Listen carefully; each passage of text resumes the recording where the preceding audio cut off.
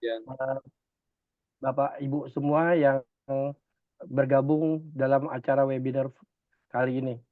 Insya Allah dalam 2 jam setengah ke depan kita akan membahas tentang bagaimana mengintegrasikan ISO 14001, 9001, dan 45001. Ya, pada intinya 9001 kita berbicara mengenai terkait masalah jaminan kualitas, 45001 tentang kecelakaan kerja, dan 14.001 tentang lingkungan. Bagaimana kita mengintegrasikannya menjadi satu kesatuan agar menjadi daya kompetitif bagi perusahaan kita tentunya. Di mana kalau kita bicara ISO, sekarang juga ISO sudah menggunakan risk-based thinking ya Bapak Ibu ya. Jadi pasti kita juga akan terkait risiko-risikonya. Nah, dalam kita bicara risiko, berarti artinya kita juga akan mencari bagaimana perusahaan itu mencapai tujuannya, ya kan, resiko seperti itu. Jadi kita dengan mengintegrasikan 14.001, 9.001, dan 4.001, kita harap perusahaan kita akan lebih kompetitif dalam era persaingan global ini. Nah, pada hari ini mungkin eh, kami dari panitia mengucapkan selamat join kepada Bapak Ibu semua, dan pada hari ini kami juga mengungkapkan bahwa untuk siang ini pemateri yang di flyer yaitu Pak Hans Tepu, mohon maaf tidak bisa Zoom melakukan paparan karena beliau kebetulan lagi sakit ya, tapi beliau hadir di sini, mungkin nanti akan ada sepatah dua patah dari beliau. Tapi pada hari ini kami gantikan dengan Pak Hari Eko yang pengalamannya juga cukup banyak ya, dan juga beliau sebagai ahli dalam ISO 14001, 9001, dan 45001 dengan berbagai macam pengalaman dan sertifikasinya ya. Seperti itu. Mungkin untuk sebelum saya kenalkan ke Pak Hari Eko, mungkin Pak Hans ya sudah hadir di sini, mungkin mau mengucapkan sepatah dua patah katanya. Silahkan Pak Hans. Baik, terima kasih Pak Adit. Selamat siang Bapak Ibu sekalian. Selamat siang juga Pak Haryeko. Ya. Ya, terima kasih Pak Adit buat waktunya. Saya sebenarnya mohon maaf. Sebenarnya saya sangat menyesali juga kalau tidak dapat memberikan paparan hari ini. Dan saya minta maaf secara pribadi buat Bapak Ibu sekalian karena kebetulan saya kurang enak badan ini Bapak Ibu. Jadi saya kurang fit dan sehingga saya mau nggak mau harus bed rest.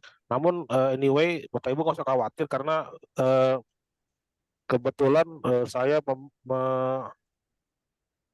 apa namanya menghubungi Pak Haryako untuk menggantikan saya pada paparan hari ini karena beliau juga sangat berpengalaman Bapak Ibu. Beliau juga salah satu senior saya di bidang ISO, dan saya percaya Bapak Ibu akan dapat menerima manfaat yang semaksimal mungkin dari Pak Haryeko sesuai dengan jam terbang beliau yang sudah malang melintang Bapak Ibu di bidang ISO.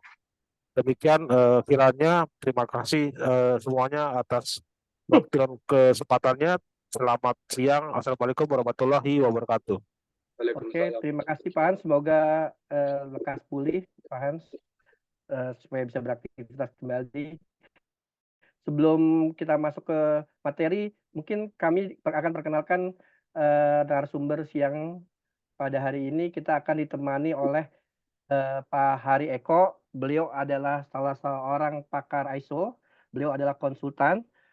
Beliau juga adalah dosen, dan beliau mempunyai merupakan trainer dan implementator dan auditor dengan sertifikasi di 9.001, 45.001, 27.000, 27.001, 22.000, 25.000, COVID 5, dan COVID 2019. Jadi pengalaman beliau untuk ISO cukup banyak ya Bapak Ibu, dan pengalaman bukan hanya teori aja Pak Hari ini, tapi juga implementator. Jadi kita nanti mungkin bisa menggali dari Pak Hari ya Pak Hari ya.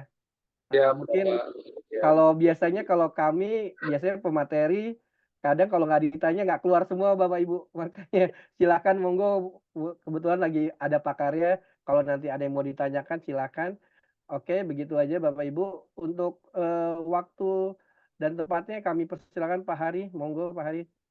Baik, terima kasih. Selamat siang. Assalamualaikum warahmatullahi wabarakatuh. Salam sejahtera, salam sehat selalu. Om Swastiastu. Salam sehat selalu untuk kita semua. Alhamdulillah wa syukurillah pada sore hari ini kita semua dapat dipertemukan ya Bapak Ibu ya.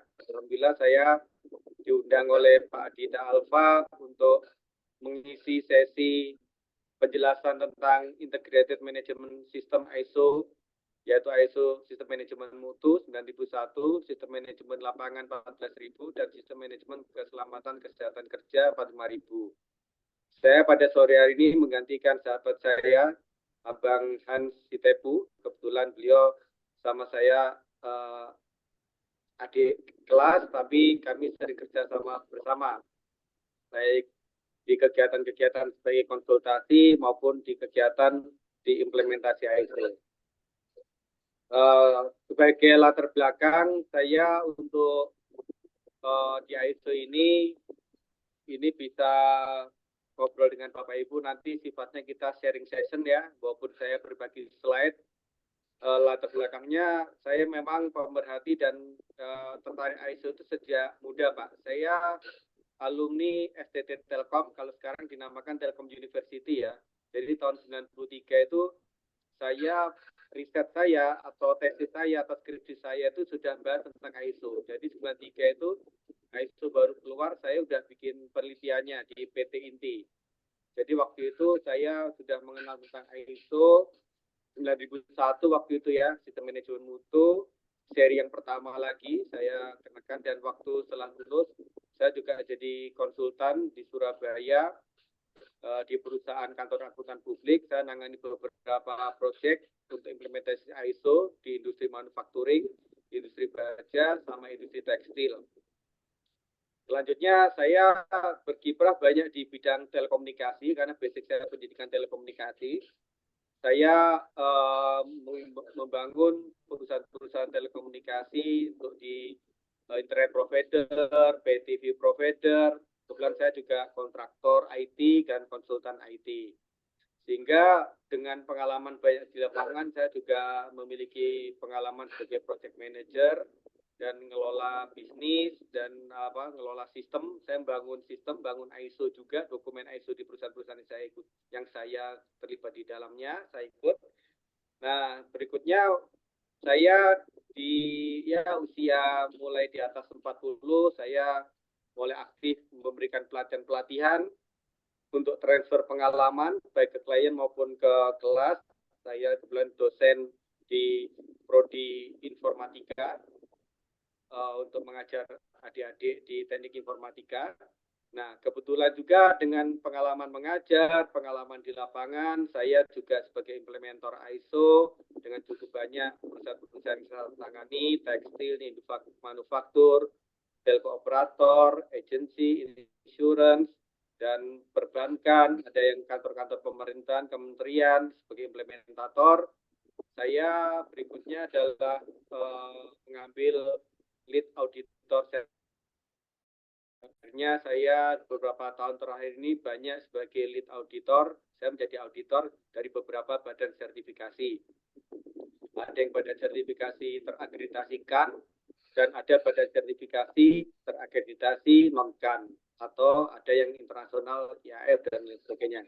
Nah, belajar dari cerita saya itu, sehingga saya itu ibarat kata insya Allah memahami ISO itu dari hulu ke hilir, yaitu dari perencanaannya, dari implementasinya, sampai dari diujinya. Karena saya ikut menguji kan gitu.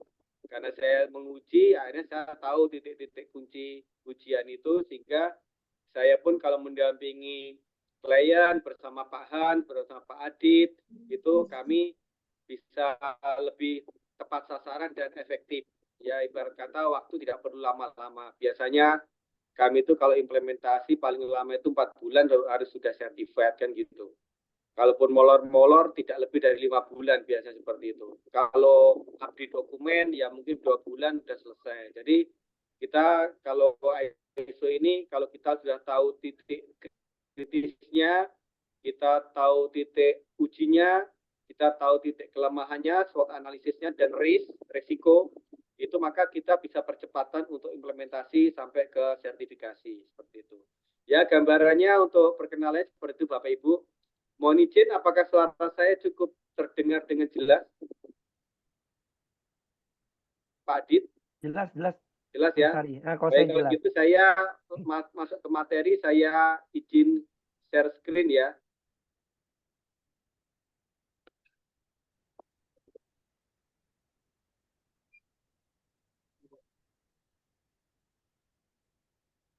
Apakah layar saya nampak warna biru?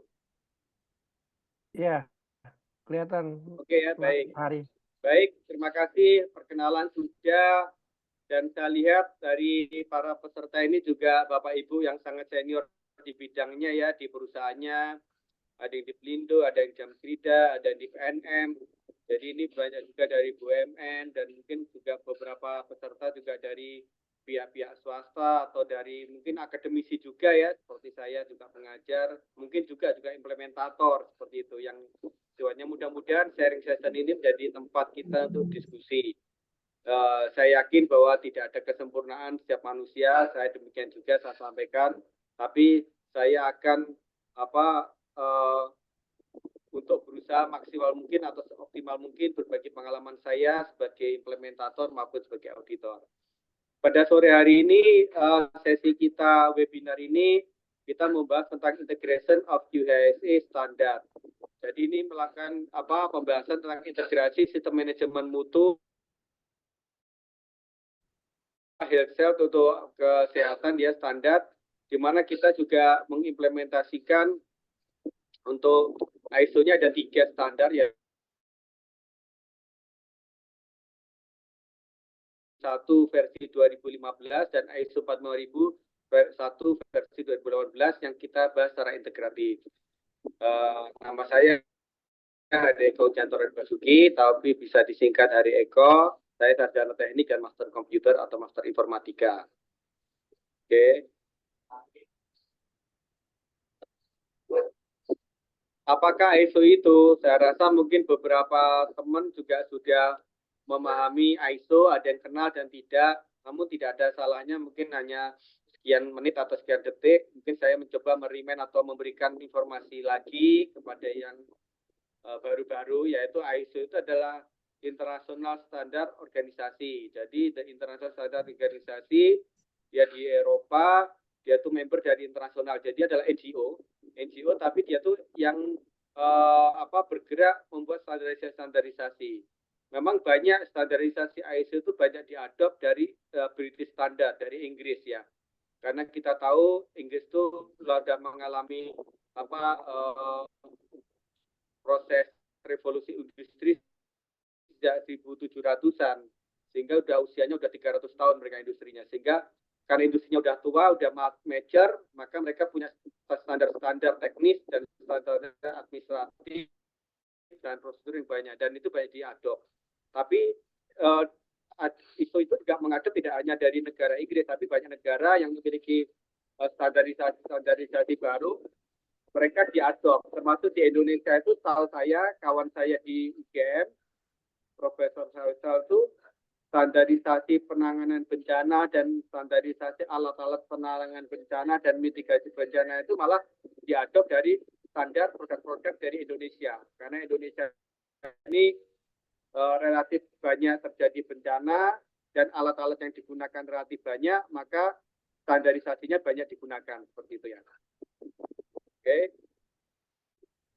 Berikutnya adalah manfaat implementasi ISO System Integrated System Management atau ISM itu adalah singkatan dari Integrated System Management, di mana pada sistem integrasi ini adalah melakukan integrasi ISO 9001, ISO 42001, ISO 14001, yang istilah kata di Indonesia disebut sistem manajemen mutu yang 9001, 42001 dan sistem manajemen keselamatan kerja SMKK, dan 14.000 sistem manajemen lingkungan. Pada ISO 9001, tujuannya harapannya dengan standar itu adalah perusahaan memiliki sistem jaminan mutu yang terstandarisasi secara internasional. Jadi bukan produknya ya Bapak yang distandarisasi ya, tapi sistem manajemennya. Kita harus memahami bahwa ISO ini adalah sistem manajemen. Dia tidak menggaranti produk, dia tidak menggaranti layanan, tapi menggaransi sistem manajemennya sudah sesuai harapan yang diinginkan untuk menghasilkan produk. Jadi adalah proses yang diaudit, proses yang disertifikasi. Jadi ISO 9001 juga memiliki sistem jaminan mutu dapat meningkatkan kepercayaan pelanggan maupun partner. Karena apa? Ini kan dalam sebuah bisnis, itu pasti sebuah perusahaan, organisasi, pasti punya tujuan bisnis, tujuan organisasi. Di mana tujuan-tujuan itu intinya adalah bagaimana memberikan kepercayaan kepada pelanggan atau pesertanya atau membernya. Termasuk pelanggan itu ada yang eksternal dan internal. Jadi eksternal itu ya seperti orang yang membeli layanan kita, produk kita. Tapi kalau yang internal ada teman sejawat kita, anak buah kita, pimpinan kita itu termasuk pelanggan. Jadi bagaimana kita bekerja bermutu adalah bagaimana kita melayani pelanggan-pelanggan kita, baik pelanggan internal maupun pelanggan eksternal, seperti itu ya. Nah, bagaimana ukuran itu bagus tidak? Ukuran itu tidak ditentukan oleh kita sebagai organisasi. Jadi Bapak Ibu itu kalau ingin bermutu, jangan berpikiran bahwa jika Anda memiliki standar sendiri, Anda memiliki parameter sendiri, Anda memiliki produk sendiri, terus Anda deliver memenuhi semua kriteria Anda itu bermutu. Tidak. Bermutu itu adalah apabila pelanggan Anda menggunakan layanan Anda atau produk Anda itu puas dengan ekspektasinya. Walaupun kita tahu ekspektasi pelanggan banyak sekali dan variabelnya banyak, parameternya banyak, bahkan pelanggan juga kadang-kadang punya standarisasi juga sendiri kan gitu. Tapi apabila kita mampu melakukan identifikasi, maka kita akan bisa memberikan layanan kepada pelanggan lebih baik seperti itu ya. Berikutnya adalah mutu produk yang terjamin memiliki implikasi secara langsung maupun tidak langsung kepada kepuasan pelanggan. Dengan implementasi standar ISO 9001 ini, maka harapannya adalah prosesnya baik, prosesnya efektif, tujuannya tercapai, tujuan memberikan layanan kepada customer, tujuan layanan memberikan kepada teman itu tercapai, maka secara tidak langsung maka kepuasan pelanggan-pelanggan kita, pelanggan internal maupun eksternal tercapai. Gitu. Apa sih yang diharapkan dari perusahaan atau organisasi? Adalah dia memberikan karya terbaik buat pelanggannya, baik internal maupun eksternal. Nah, berikutnya adalah pada 45.000 ISO, yaitu tentang standarisasi SMKK, adalah memenuhi peraturan perundang-undangan Bapak Ibu. Kita tahu di Indonesia itu ada undang-undang kesehatan, ada undang-undang tenaga kerja, dan notabene peraturan perundang-undangan ini usianya udah lama, ada tua di Indonesia. Undang-undang tenaga kerja itu kita udah punya nomor 1 tahun 1970, berarti udah usianya 50 tahun Bapak Ibu. Luar biasa ya, pendiri Republik kita atau pimpinan-pimpinan negeri kita itu tahun 70 sudah visioner bahwa keselamatan kerja itu adalah menjadi mutlak dan menjadi regulasi yang harus diimplementasikan. Meskipun itu baru banyak dilakukan 10 tahun terakhir ini ya, Bapak Ibu ya. 10 tahun terakhir ini baru aktif karena ada PP-nya, ada permennya dan sebagainya, dan ada undang-undang atau bukan undang-undang, ada peraturan pemerintah pelaksananya sehingga memaksa semua organisasi itu harus menerapkan K3 dalam organisasinya. Bahkan penegakan hukum ini tidak hanya administratif. Kenapa ini sekarang gencar dilakukan dan gencar dipersyaratkan? Karena regulasi ini mengatur sampai hukuman pidana. Jadi Bapak Ibu sekarang sudah mulai paham ya, kalau kita di Jakarta atau di kota-kota besar, kita lihat tuh tenaga-tenaga PPSU yang tenaga-tenaga prasarana umum itu untuk kerja bersihin selokan saja, nyapu, dia harus helman, harus pakai rompi, harus pakai sepatu boot, sarung tangan. Dulu nggak ada Pak, tahun 90-an, 2000 saya main, nggak ada seperti itu, karena itu cost, biaya. Tapi dengan undang-undang yang terbaru, peraturan pemerintah, biaya itu dibebankan ke semua unit atau lini organisasi dalam bisnis proses. Kalau kita di proyek, kebetulan saya juga pemain proyek, kalau saya lelang, itu ada komponen di akhir itu namanya biaya K3, di mana persyaratan tentang insuran, BPJS tenaga kerja, BPJS kesehatan, terus tentang peralatan-peralatan K3 itu mandatori diwajibkan dibelikan dan diadakan oleh organisasi pemenang proyek. Jadi bikin pernyataan bahwa nanti setelah menang akan mengimplementasikan, bahkan pernyataan sebelum menang pun dia sudah melakukan implementasi dengan menunjukkan sertifikasi implementasinya. Demikian juga anggaran K3 itu dalam proses lelang sekarang sudah diimplementasikan. Jadi rata-rata 1-2% cost dari proyek itu adalah untuk K3, baik untuk insuran maupun untuk kecelakaan kerja, penanganan. Selain itu juga ISO 45000 itu tujuannya adalah bisa mengurangi angka kecelakaan kerja. Jadi kalau kita melakukan kontrol, kita melakukan teori manajemen, ini kan kita bicara tentang manajemen ya. Manajemen itu menurut teori manajemen Deming itu adalah ada namanya plan do check action. Ada unsur perencanaan, ada unsur pelaksanaan, ada perbaikan, dan ada tindak lanjut. Maka otomatis pemeriksaan yang dilakukan, persiapan yang dilakukan, implementasi, itu akan mengurangi kecelakaan kerja. Makanya di proyek-proyek atau pekerjaan-pekerjaan yang high risk, itu mereka punya staff, punya karyawan, ada yang levelnya supervisor kalau dia punya anak buah, kalau yang tidak punya anak buah, dia sendiri fungsional, itu adalah sebagai pengawas kecelakaan kerja, pengawas keamanan kerja. Mereka kerjaannya hanya ngawasi, dia melakukan cek exit permit. Jadi dia ngecek, dia setiap hari datang lebih awal ke pabrik atau ke proyek atau ke kantor hanya untuk melakukan pengecekan apakah tenaga kerja itu sudah komplain nggak dengan keselamatan kesehatan kerja, termasuk identitasnya, termasuk alat-alat bantu kerjanya, alat-alat keselamatan kerja, dan alat pelindung diri. Seperti itu. Kalau kita udah implementasi ISO, termasuk mengelola bahaya dan risiko. Mengelola bahaya risiko itu berarti dalam sebuah proses apapun, itu semua organisasi harus melakukan namanya risk assessment. Risk assessment nanti dituangkan dalam risk register. Jadi manajemen ISO itu sudah diharmonisasi bahwa semua standar ISO itu wajib organisasi melakukan risk assessment atau penilaian risiko.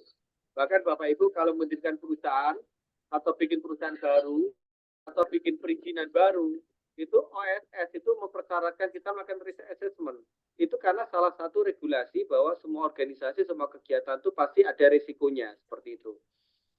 Dan risiko-risiko itu harus dituangkan. Jadi risiko itu harus dituangkan dalam bentuk tertulis dan menjadi sebuah pegangan organisasi. Dan identifikasi risiko ini selalu berubah tergantung waktu dan tergantung kebutuhan, baik berdasarkan analisa maupun berdasarkan regulasi atau peraturan perusahaan. Dan dalam proses pengelolaan risiko ini tentunya ada yang sifatnya dia itu menghasilkan risiko rendah, risiko sedang, risiko tinggi. Ini pengaruhnya kepada Bapak Ibu adalah waktu kita implementasi ISO, nanti waktu kita melakukan plan audit, baik internal maupun eksternal, auditor apapun, dia akan melihat tabel risk assessment atau tabel risk register. Dari tabel itu akan dipilih risiko-risiko mana dalam perusahaan atau organisasi yang risiko tinggi. Maka pertanyaan akan lebih difokuskan dan lebih diintenskan pada yang risiko tinggi. Itu pengaruhnya.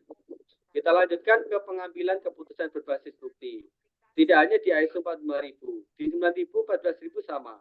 Jadi kalau kita sudah namanya implementasi dan di ISO diwajibkan di klausul tentang manajemen untuk audit itu, maka baik ISO 9000, 45000, 14000 itu harus diaudit, tidak hanya diaudit. Dan audit pun ada dua tahap. Yang pertama audit internal dan yang kedua eksternal. Bahkan audit eksternal pun dua tahap, yaitu initial audit stage 1 dan initial audit stage 2. Di mana eksternal auditor seperti badan sertifikasi, seperti saya kalau mau melakukan audit atas nama badan sertifikasi, maka stage 1 yang saya cek adalah kecukupan dokumen. Kecukupan dokumen untuk memenuhi semua klausul yang ada di standar ISO yang akan diaudit. Misalkan 9000, maka klausul 45 dulu saya harus audit. Apakah semua dokumennya cukup, mulai dari dokumen manual, prosedur, organisasi, sasaran kecelakaan kerja, sasaran lingkungan dan sebagainya itu diaudit semua. Dan apakah sudah pernah dilakukan internal audit, apakah orangnya itu sudah yang melakukan audit itu sudah sertifikasi dan mendapatkan training internal audit. dan apakah tim-tim ISO ini sudah dibentuk berdasarkan SK, dan di SK itu apakah sudah memiliki job description dan job requirement yang memenuhi, dan apakah orang-orang yang terlibat itu kompeten sesuai bidangnya masing-masing, penempatan orang sesuai, proses rekrutmennya benar, perjanjian kerjanya ada, jenis-jenis punishment-nya ada, itu semua klausul-klausul yang diaudit. Itu adalah untuk pengambilan itu berbasis bukti. Jadi semuanya baik ISO 14000, 45, 9000 sama. Kita untuk audit itu ada berbasis evidence, bukti ya. Berikutnya adalah dengan implementasi ISO semua dengan 3 jenis sertifikasi ini yang dinamakan Integrated System Management, maka meningkatkan citra dan kredibilitas perusahaan atau organisasi. Karena apa? Organisasi Bapak Ibu diaudit oleh pihak ketiga, di mana audit kan ada audit pihak pertama, internal Anda, audit pihak kedua adalah customer Anda, audit ketiga adalah pihak ketiga. Nah, apabila Bapak punya sertifikat audit oleh pihak ketiga dan comply, maka boleh dikatakan Bapak Ibu itu independen, dinilai orang dengan baik, karena yang menilai itu tidak terlibat langsung dalam bisnis Anda, tidak sebagai orang dalam dan tidak sebagai pelanggan, tapi orang lain. Sehingga kalau orang lain mengatakan bagus, kompleks, dan baik, dan efektif dalam mencapai tujuan organisasi, maka citra dan kredibilitas perusahaan itu akan meningkat. Kita tahu kredibilitas itu ada sesuatu mungkin kata-kata yang agak sedikit diabaikan ya, tapi kredibilitas itu akan bernilai dan bervalue tinggi apabila Bapak Ibu itu sudah ada kejadian. Misalkan kejadian fraud, kecelakaan kerja, ada karyawan gara-gara ngambil sarung tangannya, dia akhirnya masuk ke mesin penggiling biji plastik atau apa, sehingga dia lebur di dalamnya. Ada karyawan yang gara-gara dia tidak pakai helm di proyek, ketimpa obeng kecil tapi dari ketinggian 30 meter. Jadi accident itu akan menjatuhkan kredibilitas. Kecelakaan kerja akan menjatuhkan kredibilitas, termasuk apabila diaudit tidak komplain, sama juga berarti menjatuhkan kredibilitas. Nah, tapi apabila Bapak Ibu selama 3 tahun berturut-turut diaudit standarisasi ISO itu hasil bagus, maka Bapak Ibu akan memiliki kredibilitas yang baik di sisi pelanggan. Contohnya adalah siapapun kontraktor, siapapun supplier atau vendornya yang bekerja di BUMN, yang bekerja di lingkungan SKK Migas, yang bekerja di lingkungan BPH Migas, itu semuanya wajib implementasi ISO 9001, ISO 14001, ISO 45001, dan sekarang sudah langsung ISO 27001 keamanan informasi. Jadi banyak sekali seperti yang kita pahami ya. Bayangkan kalau satu organisasi harus standarisasinya baru ISO-nya aja ada 4. Nanti ada standarisasi akuntansi keuangan, ada standarisasi green building, green energy. Mungkin perusahaan itu akan sibuk dengan urusan standarisasi. Dan apabila tidak diintegrasikan, maka banyak organisasi atau perusahaan yang akan keteteran atau waktunya habis untuk memenuhi ketentuan organisasi. Tapi ini adalah sebuah keniscayaan bahwa semua orang, semua pelanggan, semua regulator, semua operator membutuhkan kepercayaan. Apakah partnernya, apakah temannya, apakah rekanannya, vendornya itu komplain dan menjamin bahwa mereka bekerja dengan prosedur dan sistem manajemen yang baik, yang menjamin supaya mereka melayani organisasinya pelanggan itu dengan baik pula. Jadi mau nggak mau konsekuensi Bapak Ibu dikerja di organisasi adalah yang memenuhi ketentuan-ketentuan yang ditentukan oleh perusahaan untuk diimplementasikan. Dan ini kerjaannya juga mungkin bisa dikatakan jenuh, bisa dikatakan membosankan, bisa dikatakan ini cuma main kertas aja, ini hanya main sertifikasi saja, ini hanya butuh figura saja. Itu kacamata skeptisnya, tapi secara kacamata kesisteman, siapapun organisasi kalau sudah punya standarisasi manajemen, berarti mereka punya efektivitas dan kemungkinan efisiensi bisnis prosesnya juga semakin baik. Karena apa? Di saat Anda sudah punya sistem manajemen baku, maka Anda tidak perlu mengajari anak-anak baru atau karyawan baru 3 bulan on the training job. Karena mereka cukup 2 minggu baca dokumen, nanti dinunggal 2 minggu berikutnya udah implementasi, udah tour of duty, udah author on the job, seperti itu kan. Karena dokumen ada, prosedur ada, dan baku. Dan itu prosedur baku itu bukan berarti fix, tapi selalu ada perbaikan sesuai dengan hasil temuan interaudit maupun eksternal audit, gitu ya. Berikutnya adalah ISO 14.000. Sama 14.000 itu bagi perusahaan ini cost, ini biaya. Tapi bagi organisasi ada yang mengatakan ini tidak biaya juga. Ini adalah sebuah investasi di mana lingkungan adalah sesuatu yang menjadi sebuah hal yang keniscayaan. Bahkan sekarang ISO sudah di amandemen ya. ISO terbaru 27001/2022 pun di amandemen. Semuanya ISO di amandemen, sekarang ada memasukkan klausul tentang iklim.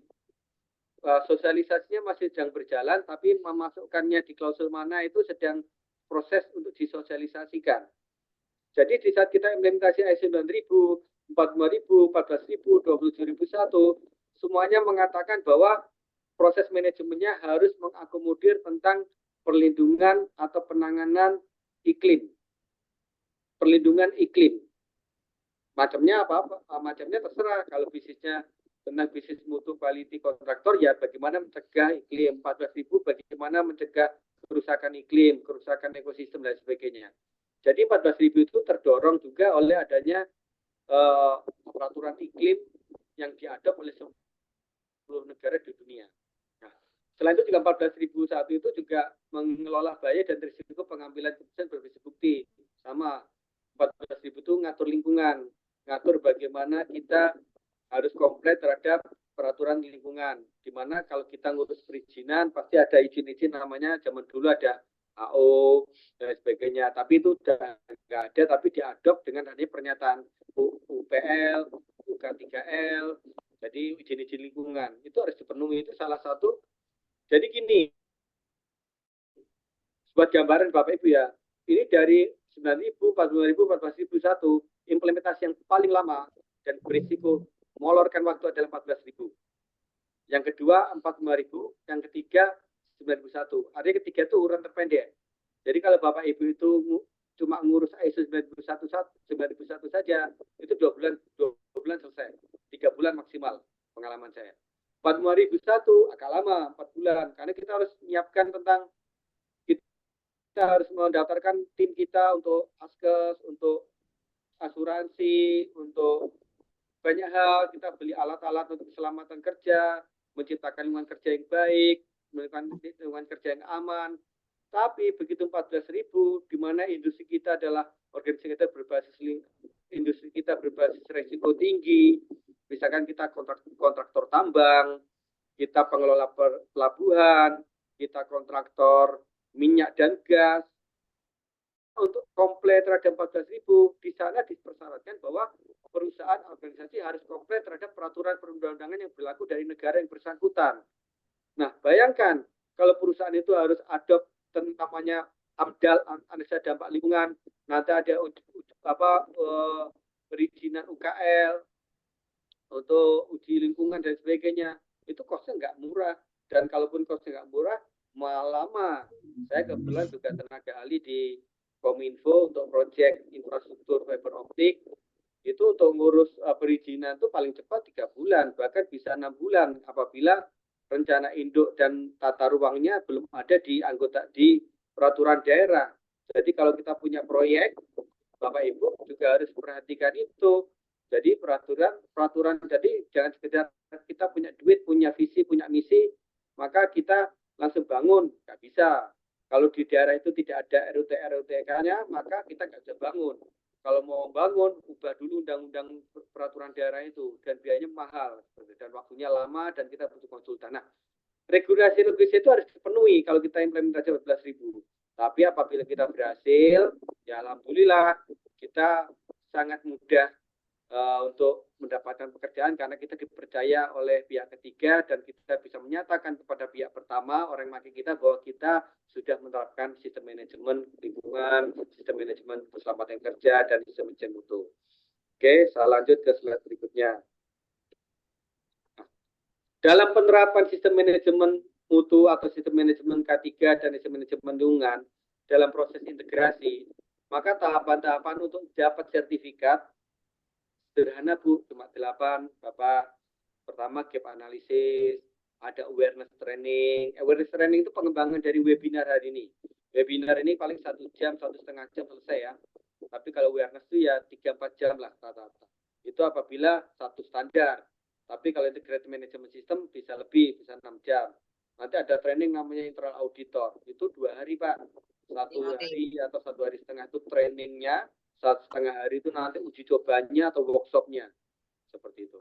Yang ketiga adalah pembentukan tim. Nah, pembentukan tim ini harus jelas. Organisasi tidak akan pernah dapat sertifikat ISO apabila tidak ada struktur organisasi yang dibentuk. Tidak ada SK-nya, tidak ada job description-nya, tidak ada job requirement-nya, tidak ditentukan ketua tim ISO-nya. Ketua tim ISO bisa nyebutnya adalah manajemen representatif, ada yang menyebut perwakilan manajemen, ada yang menyebut ketua tim ISO, bebas. Yang penting fungsinya adalah dia sebagai ketua tim implementasi. Dan demikian juga anggota-anggotanya, ada anggotanya bisa fungsional departemen, bisa fungsional sistem kausul, dan juga nanti harus ada tim namanya dokumen controller. Dokumen controller itu adalah orang yang mengelola dokumen, orang yang mengupdate dokumen, orang yang melakukan pencatatan dokumen, ya orang yang menyusun ulang dokumen, orang yang mencatat perubahan-perubahannya. Dan itu mungkin menjenuhkan bagi karyawan yang dapat tugas tambahan. Ini tugasnya dilipat ini kertas semua nih, komputer semua, file semua gitu. Berikutnya tahap keempat adalah training internal auditor. Ini mandatory ya. Awareness training, gap analysis, training audit itu wajib. Khusus gap analysis itu sebenarnya boleh dikatakan tidak perlu sertifikat, tapi itu harus dilaksanakan oleh internal. Kalau kesulitan bisa didampingi konsultan atau eksternal. Karena gap analysis itu kan intinya kan kalau G kan berarti ada ekspektasi. Dari ekspektasi ada real nilai. Nanti persentasenya itulah yang membuat apakah ini kerjaannya lama atau tidak. Dan kembali ke nomor 4 ya, setelah di training internal audit, maka tim yang di training internal audit itu kan dapat sertifikat. Nah, tapi dia nggak boleh jadi auditor apabila dia nggak punya SK. Makanya pembentukan tim itu nomor 3 dijalankan. Siapapun orang yang sudah di internal audit training dan dia sudah didefinisikan sebagai tim internal audit di nomor 3, maka dia berhak dan bertanggung jawab untuk melaksanakan audit internal. Nah, audit internal sendiri 3-4 hari. Mana audit internal itu ada proses yang 3-4 hari itu adalah pelaksanaannya. Tapi proses persiapannya waktunya bisa selama 3 atau 4 hari itu sendiri. Jadi jangan dilihat internal audit itu tiba-tiba datang audit. Auditor itu kayak saya atau internal auditor Anda itu kerja 2 hari 3 hari sebelumnya mikirin besok mau mengaudit apa ya, terus bagian mana ya, dan saya akan menghubungi siapa ya. 50% waktu untuk audit itu dihabiskan di perencanaan. Jadi pelaksanaan audit 3-4 hari itu ada 50% activity. Termasuk nanti nambah 1 hari lagi bikin laporan kan itu. Nah, hasil apapun dari yang diaudit tentunya akan dilakukan diangkat di namanya rapat tinjauan manajemen. ISO mengatakan harus diangkat di rapat manajemen, harus dibahas di rapat manajemen itulah tim internal audit memaparkan semua temuan-temuan audit, baik temuan mayor, temuan minor, bahkan termasuk usulan perbaikan yaitu OVI, Opportunity for Improvement. Nah, di rapat di manajemen, ISO mengatakan manajemen wajib hadir, bisa komisaris, bisa direksi, atau wakil direksi yang diberi tugas pokok fungsi sebagai penanggung jawab. Biasanya kalau di lembaga keuangan itu ada namanya direktur compliance atau kepala divisi compliance, di mana dia adalah memastikan bahwa semuanya terpenuhi. Jadi apapun yang ditemukan di audit itu harus dipenuhi. Siapa yang kontrol adalah compliance. Kalau di tim ISO, siapa yang kontrol? Ketua tim ISO. Bahwa temuan-temuan itu harus diselesaikan. Di sistem ISO, semua temuan itu, semua sistem, namanya sistem itu adalah closed loop. Jika ada pemeriksaan, ada temuan, maka harus ada penutupan. Jika ada kunjungan, ada temuan, maka harus di follow up. Temuan di follow up dengan cara apa? Bagaimana, oleh siapa, berapa lama, itu ditentukan di rapat tinjauan manajemen. Makanya manajemen mandatori hadir dalam rapat tinjauan. Karena efek akses dan efeknya adalah satu, penugasan kepada seseorang, dua, penugasan kepada organisasi, tiga, penambahan sumber daya bisa orang, bisa uang, bisa waktu, dan keempat, target penyelesaian, dan lima adalah komitmen manajemen untuk menutup semua temuan-temuan itu untuk segera dilaksanakan sebelum diaudit pihak ketiga atau pihak kedua. Berikutnya adalah audit eksternal. Audit eksternal itu ada dua, Bapak. Adalah audit pihak kedua, ada audit pihak ketiga. Audit pihak kedua itu adalah apabila Bapak nyari sertifikasi. Contohnya adalah Bapak menjadi subkontraktornya Pertamina. Maka Pertamina akan mengaudit vendornya. Itu namanya audit pihak kedua. Customer yang mengaudit. Hyundai mengaudit PT X di Bekasi. Dia memproduksi packing untuk mobil dan spare part. Yang mengaudit adalah usernya, Hyundai. Maka itu dinamakan audit pihak kedua. Tapi dalam kontekstual pada hari ini kita bicara tentang audit pihak ketiga, yaitu audit badan sertifikasi atau certification body, yaitu auditor dari pihak ISO yang melakukan audit. Nah, audit eksternal itu kalau audit pihak ketiga dua tahap. Yang pertama audit inisial tahap 1, yang kedua audit inisial tahap 2. Tahap 1 kita ngecek semua kecukupan dokumen, kesimpulannya adalah lanjut ke audit tahap 2 atau tidak. Jadi audit tahap 1 itu adalah kesimpulannya lanjut atau tidak. Nanti berikutnya kalau audit ke tahap kedua, biasanya jaraknya paling cepat ya 1 minggu lah. Ada yang sebulan, tergantung temuannya. Kalau temuannya mayor bisa sebulan, temuannya minor 2 minggu. Temuannya OVI ya 2-3 hari selesai, sehingga nanti bisa diaudit kembali. Nah, audit tahap kedua itu outputnya adalah rekomendasi mendapatkan sertifikat. Maka organisasi Bapak Ibu apabila sudah mendapatkan audit tahap 2 dikatakan komplit, tidak ada yang mayor. Nanti masalah mayor minor ada di intra audit training ya. Tapi yang mayor maka bisa direkomendasikan dapat sertifikat. Minornya bisa diperbaiki sambil jalan sebelum dilakukan internal audit berikutnya seperti itu. Nah, yang ke-8 adalah penerbitan sertifikat. Penerbitan sertifikat butuh waktu sekitar 30 hari rata-rata. Kadang bisa lebih cepat, kadang bisa lebih lambat, tergantung pas mungkin kegiatan di badan sertifikasinya lagi banyak atau tidak, atau mungkin ada hal-hal lain yang mungkin auditornya menganggap pemenuhan terhadap kekurangan-kekurangan hasil auditnya belum dipenuhi.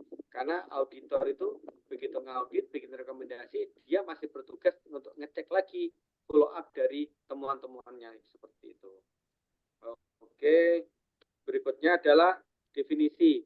Ini udah kita bahas ya tadi ya, jadi definisi dari integrated management itu adalah bagian dari keseluruhan sistem manajemen fasilitasi pengelolaan kualitas itu 9001, pengelolaan lingkungan 14001, dan risiko OHS itu untuk health and safety ya, itu yang terkait dengan bisnis organisasi. Berarti semuanya bertujuan untuk memberikan karya terbaik buat pelanggannya. Ini termasuk auditnya sistem manajemen itu ya mengaudit struktur, kegiatan perencanaan, tanggung jawab, resiko, praktek, dokumen isi kerja, proses, sumber daya yang dikembangkan. Sumber daya bisa ada 5 ya, Bapak Ibu, 5 atau 6 tergantung teori ya. Sumber daya manusia, mesin, money, uang, lingkungan, metode, gitu-gitu ya. Itu sumber daya semua, itu termasuk di audit. Berikutnya adalah untuk mencapai, meninjau, dan memelihara kebijakan. Jadi meninjau, memelihara, mencapai, berarti kan ada parameter. Maka nanti Bapak Ibu akan ditanya itu kalau mau implementasi audit ISO ini adalah apakah organisasi memiliki sasaran organisasi untuk peningkatan kualitas, apakah organisasi memiliki sasaran lingkungan, apakah organisasi memiliki sasaran keamanan dan keselamatan kerja. Dan sasaran itu misi dan sasaran itu harus didefinisikan oleh top manajemen. Artinya harus ditulis, ditandatangani, dan disosialisasikan. Jadi apabila saya mengaudit ada sasaran nggak ditandatangani dan nggak ditempelin, nggak disosialisasikan, nggak di-emailkan, nggak di-WA-kan, maka saya jadikan temuan mayor. Karena itu termasuk hal yang mandatori. Rohnya organisasi mengimplementasikan ISO. Ya. Oke, berikutnya adalah ISO 14000. Ini udah ya tadi ya. Artinya bedakan mana manajemen mutu, mana lingkungan, mana manajemen kesehatan. Jadi ini ISO juga tadi sudah sampai di Eropa, di Swiss ya kantornya ya. Ini bukan standar produk, sudah saya jelaskan, tapi standar proses. Ya. Ini udah. Berikutnya adalah apa keuntungan kita? Tadi kan untuk mendapatkan pencitraan, mendapatkan citra yang baik, organisasi baik.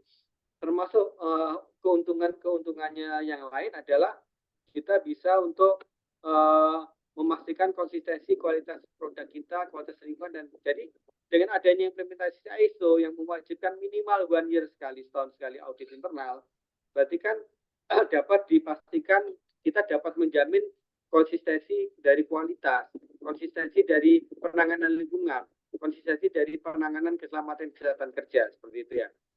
Dan bisa untuk mengurangi pekerjaan ulang dan pada gilirannya mengurangi biaya produksi. Karena dengan kontrol itu harapannya adalah organisasi tidak melakukan kesalahan yang berulang dan melakukan aktivitas atau prosedur dengan efektif dan efisien. Harapannya sih efektif ya, karena kan jangan sampai dengan adanya itu maka terbelit-belit, istilahnya perusahaan pengen canggih, bikin prosedur yang banyak, bikin prosedur yang detail, tapi nggak bisa dilaksanakan seperti itu apa jadinya dilakukannya perlu hati-hati dan perlu untuk dibuat lebih efektif dan efisien. Berikutnya adalah bisa untuk memberikan dasar bagi pertumbuhan yang cepat. Jadi untuk menyediakan alat bagi manajemen untuk memantau dengan cermat pencapaian sasaran mutu dan menjadi tanggung jawab dan menang definisi dengan jelas. Jadi dengan adanya ISO yang memaksa dan menentukan bahwa organisasi harus menentukan ruang lingkup, menentukan struktur, menentukan job desk, job rec, jadi jelas tanggung jawabnya siapa. Tidak ada salah menyalahkan dalam organisasi. Enak, jadi Anda akan bekerja dengan parameter dan batasan kerja yang jelas. Sehingga kita tahu bahwa mana kerjaan kita dan bukan kerjaan kita, mana kita kerjaan bantu orang atau tidak, mana kerjaan ini sifatnya ad hoc atau tidak, seperti itu ya. Berikutnya adalah keuntungan-keuntungan lainnya adalah untuk membakukan dan menyebarluaskan praktik terbaik. Kita lakukan ya Bapak Ibu ya, waktu bikin ISO pasti ISO itu standar internasional yang didesain berdasarkan best practice dari industri. Jadi diadop dari pengalaman-pengalaman terbaik industri di dunia, khususnya di Inggris yang sudah matang atau mature, diimplementasi dalam bentuk standar. Dan waktu kita melaksanakan implementasi, kita pun demikian memberikan layanan terbaik berdasarkan pengalaman kita yang terbaik seperti itu. Nah, kalau nggak baik diperbaiki. Makanya ada namanya kajian efisiensi atau efektivitas dalam ISO bisa laksanakan. Dan saya sebagai trainer maupun implementator atau auditor, saya selalu mengingatkan kepada siapapun yang implementasi ISO, jangan pernah menaruh cita-cita luhur ke dalam kertas ISO. Jadi Bapak Ibu jangan pernah melakukan penulisan idealisme organisasi, cita-cita terbaik ending dan organisasi itu dalam dokumen ISO apabila tidak mampu melaksanakan dalam waktu dekat. Jadi ISO itu ditulis berdasarkan waktu terbaik yang saat ini harus dilakukan. Jadi kerjakan apa yang Anda tulis dan tulislah apa yang Anda kerjakan. Jangan memaksa menulis apa yang Anda cita-citakan atau mencita-citakan Anda yang ditulis untuk diimplementasikan. Jangan terlalu berat. Takutnya ketidakkomplean atau ketidakpatuhan pada satu hal mengakibatkan organisasi secara keseluruhan tidak dapat mematuhi keseluruhan. Dan berikutnya adalah untuk menghilangkan ketergantungan pada satu atau beberapa personal. Kita paham, kadang-kadang organisasi yang dibangun kekeluargaan, maka bisnis dikendalikan oleh satu orang, pimpinan, atau menantunya, atau anak kandungnya, atau anak emasnya, atau kaki tangannya. Banyak istilah ya, tapi intinya sama, orang yang dikasih kewenangan lebih. Dalam ISO tidak ada orang berkewenangan lebih. Orang harus jelas kewenangannya apa dan tugasnya apa. Jadi tidak ada dependensi pada satu orang atau dua orang. Sehingga siapapun penggantinya, siapapun yang masuk ke dalamnya, dia punya tugas tanggung jawab yang jelas dan tidak ada ketergantungan. Artinya dia kalau lihat prosedur, lihat parameter, dan lihat tools-nya ada, maka harus dikerjakan. Berikutnya adalah mendapatkan komitmen dan motivasi karyawan. Karena dengan sertifikasi bisa meningkatkan komunikasi antar departemen. Artinya di dalam ISO juga karena ada fungsi di mana ISO itu harus dikomunikasikan, disosialisasikan, dan cita-citanya disampaikan ke semua karyawan, maka orang akan merasa lebih atau merasa ingin dihargai dan merasa keterlibatan dalam organisasinya terpenuhi. Berikutnya adalah untuk menciptakan landasan bagi peningkatan kualitas dengan otomatis ya. Kalau kita ada implementasi ISO, maka peningkatan kualitas, peningkatan lingkungan, peningkatan kesehatan selama kerja, insya Allah meningkat. Karena kita bekerja dengan standarisasi, kita bekerja dengan parameter tabel, kita bekerja dengan sasaran yang ditentukan, yang dapat diukur, dan kita memiliki prosedur dan juga jelas, sehingga otomatis peningkatan-peningkatan itu akan muncul. Jika nggak meningkat, sistemnya diperbaiki sehingga outputnya akan meningkat kembali. Berikutnya adalah dari sisi marketing. Ini yang biasanya menjadi tolak ukur organisasi pimpinan ya. Bahwa pokoknya harus ISO, apapun yang terjadi. Kalau kalian harus lembur, kalau harus nggak pulang. Karena apa? Image, building, marketing. Karena kita mau ikut lelang, dokumen ISO-nya harus ada. Minggu depan lelang, 2 minggu depan apa? Gimana caranya punya sertifikat? Biasanya seperti itu. Nah, ya intinya adalah pimpinan pengen perusahaan punya citra berkualitas. Kadang-kadang kan tujuan pimpinan kan saya nanti kalau jadi direktur kantor ini, sebelum saya meninggalkan kantor ini, saya punya legasi bahwa organisasi saya punya sertifikat ISO dan akan dikenang sepanjang masa. Nah, kadang-kadang gitu ya, kepentingan pimpinan gitu. Tapi juga ada buka pasar. Dengan sertifikasi ini maka perusahaan Anda bisa jadi rekanannya BUMN, bisa menjadi rekanannya SKK Migas, bisa menjadi rekanannya perusahaan-perusahaan migas di BPH Migas, bisa menjadi rekan-rekanannya perusahaan-perusahaan telekomunikasi yang besar, seperti itu ya. Termasuk bisa meningkatkan peran pelanggan oleh sertifikasi. Otomatis kalau kita punya ISO, kita bisa bilang pelanggan, Bapak Ibu, kami insya Allah menjamin layanan kami, baik layanan lingkungan, layanan produk, layanan jasa kami berkualitas. Karena kami sudah menggunakan ISO. Berikutnya adalah menjadi persyarat sertifikasi. Jadi nanti bertahap. Begitu habis sertifikasi ISO 9000, maka bisa sertifikasi elektronik, sertifikasi keamanan informasi, dan macam-macam lain sebagainya. Oke. Nah, dalam proses implementasi ini, kita berfokus pada sistem dokumen juga, di mana dokumen ini adalah alat atau tools untuk menjalankan sistem manajemen. Sistem manajemen itu adalah berbasis 4 hal aktivitas, yaitu adalah dia memiliki policy, kebijakan, memiliki tujuan yang jelas, memiliki target dan program. Otomatis manajemen kan dia memiliki policy, kebijakan. Jadi pimpinan itu punya, kita pengen jadi organisasi yang terpandang di Asia Tenggara, itu policy. Objektifnya adalah 1, menjadi eksportir terbesar di Asia Tenggara. Kedua, menjadi produsen alat kerja terbesar di Asia Tenggara. Ketiga, menjadi tolak ukur atau menjadi benchmarking bagi orang. Nah, itu objektif. Targetnya apa? Berarti nanti kunjungannya banyak, salesnya naik 2 kali lipat, kecelakaan kerjanya turun 0%. Kan organisasi ada yang bilang, kita zero accident. TNI AU 2 tahun lalu udah zero accident, ternyata accident kan gitu.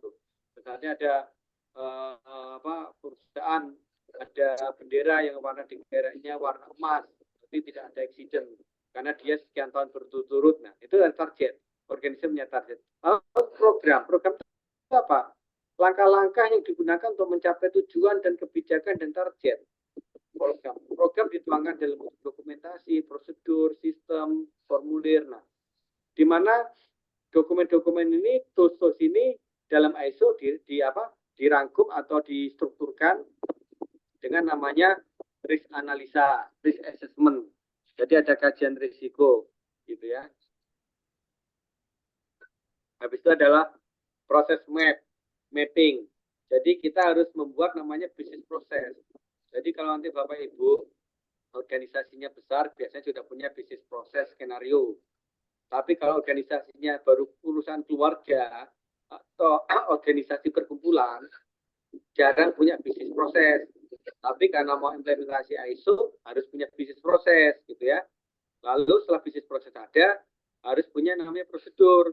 Prosedurnya bukan berbasis departemen, tapi business process. Jadi kalau Anda adalah produsen, maka ada namanya SOP produksi, SOP penerimaan bahan baku, SOP pemeriksaan bahan baku, SOP maintenance, SOP produksi, SOP pemeriksaan bahan akhir, operasi pengiriman, operasi penagihan, operasi SOP penjualan, SOP macam-macam lagi ya, kayak gitu.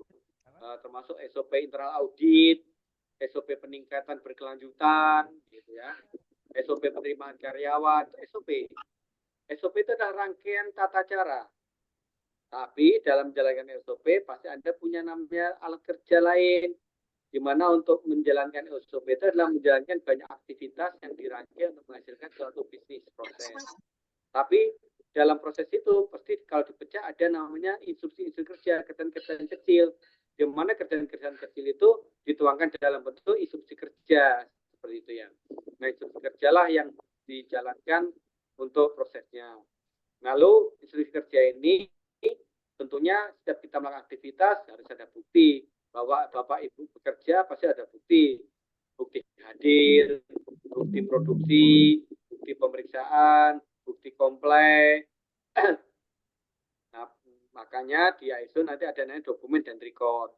Jadi record kebanyakan itu adalah dokumen yang sudah diisi dengan informasi. Jadi data itu record. Tapi kalau dokumen bentuknya formulir, sesuatu yang masih kosong, gitu ya.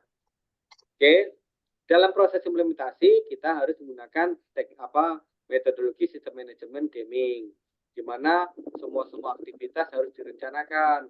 Kita dalam bekerja nggak boleh ngawur-ngawuran, nggak boleh berdasarkan nafsu, nggak boleh berdasarkan keinginan, nggak boleh berdasarkan emosi, tapi semuanya harus direncanakan. Perencanaannya meliputi perencanaan keuangan, perencanaan sumber daya manusia, perencanaan operasional, perencanaan maintenance, dan sebagainya. Lalu perencanaan itu otomatis dalam ISO kan harus dijalankan. Nah, di manajemen teorinya namanya pada kelompok do, aktivitas atau penerapan. Kerjakan semua yang distandarisasi atau diprosedurkan. Memang ada prosedur yang dijalankan keseharian, tiap hari dijalankan terus. Ada prosedur yang dijalankan setahun sekali. Contohnya apa? Prosedur tentang internal audit, dijalankan setahun sekali. Terus ada yang jarang-jarang, prosedur penerimaan karyawan, mungkin 3 bulan, 6 bulan sekali. Ada prosedur yang kerjanya tiap hari dilakukan, prosedur pemeriksaan barang tiap hari dilakukan. Sehingga kertas formulirnya banyak dipakai, catatannya banyak lagi dipakai. Lalu nanti dalam proses implementasi otomatis ada pemeriksaan, pengecekan. Kalau di ISO kita lakukan namanya internal audit. Setelah internal audit atau pemeriksaan, maka ditindaklanjuti dengan perbaikan-perbaikan, ya. Laporan tim internal audit seperti itu ya. Oke, bagaimana mencapai performa excellent atau kinerja yang maksimal?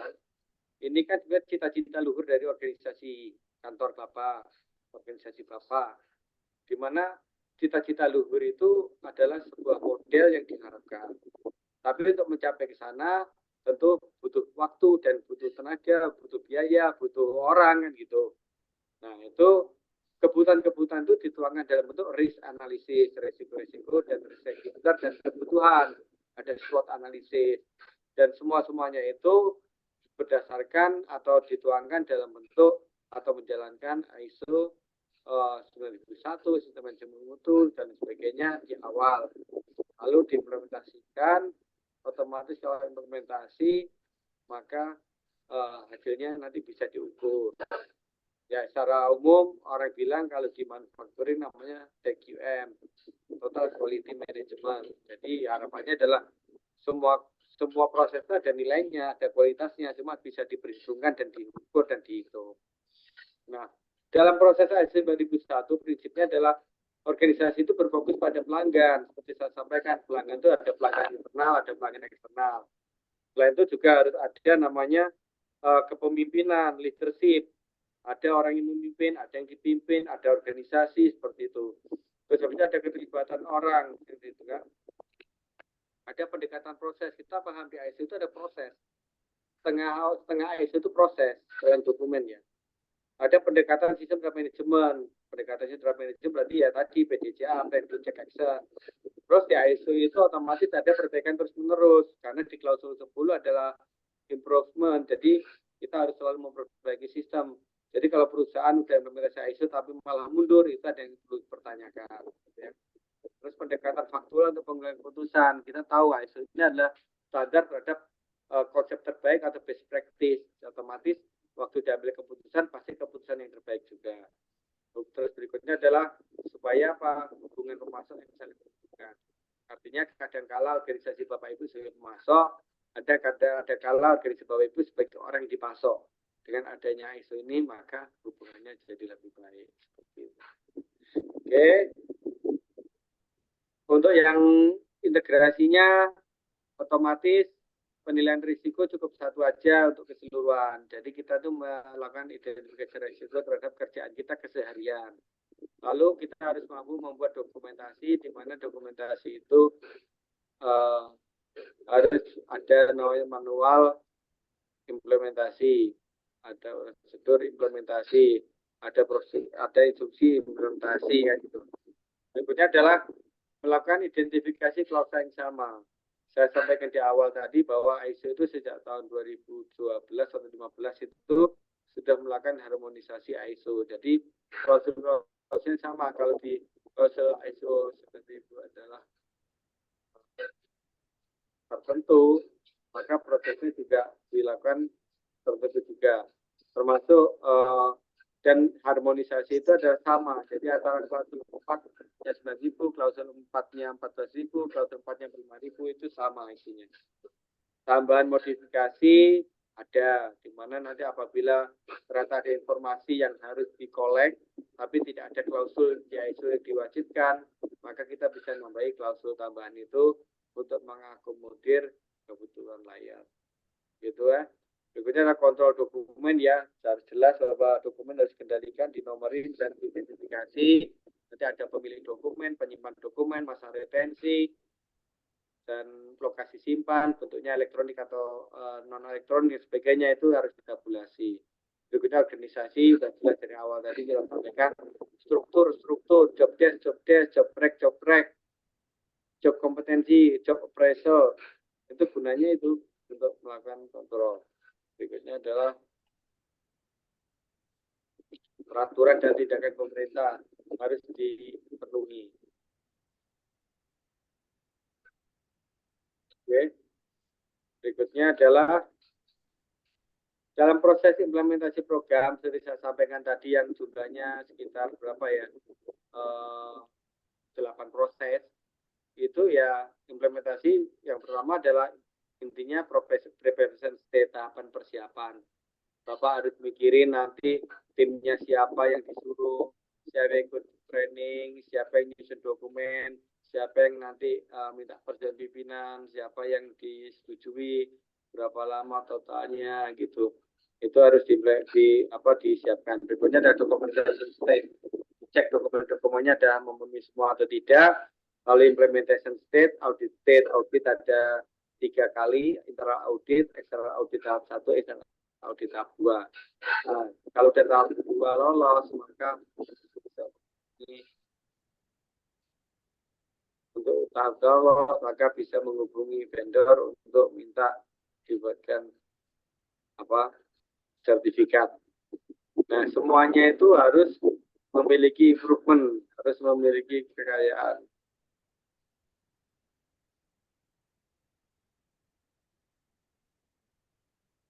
Oke, berikutnya adalah untuk implementasi butuh waktu ya.